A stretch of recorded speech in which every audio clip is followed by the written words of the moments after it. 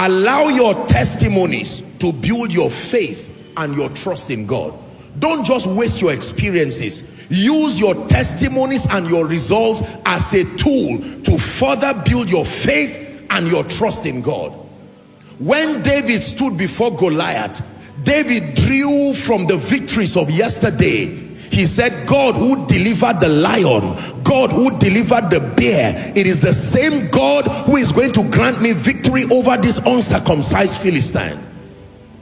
Every time God does you good, every time God opens doors, every time God lifts mountains away from your road, opens up doors, break gates and bars, and grants you entry to a higher dimension of life and destiny, you must allow your testimonies to build your faith and your trust in God. Look at this. Let me teach you something about God.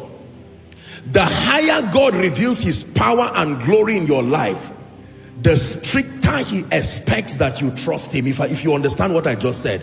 Are we together now? Yes. There are certain levels of distrust. If I show God now with respect to my walk with God, it is sin.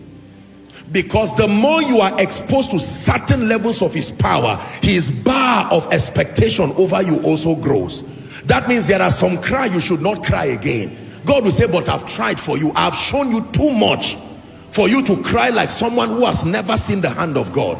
There is a way an unbeliever cries. There is a way a baby Christian who has not seen the hand of God cries. And God will accommodate that limitation because they are yet to build confidence. They are yet to taste and see. But when you have journeyed with God a bit and you have seen his faithfulness, that's why you can laugh even in the midst of storms, because what he did yesterday, you are still drawing from the residue of his faithfulness. Are you learning now?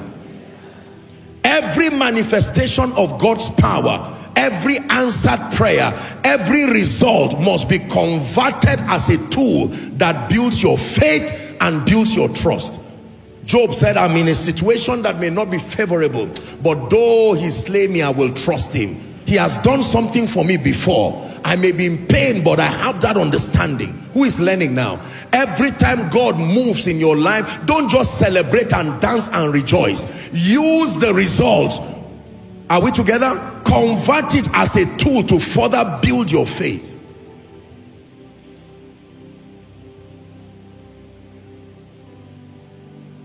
Every time I see God move in this ministry, in my life, I return with gratitude, but then it further builds my faith again.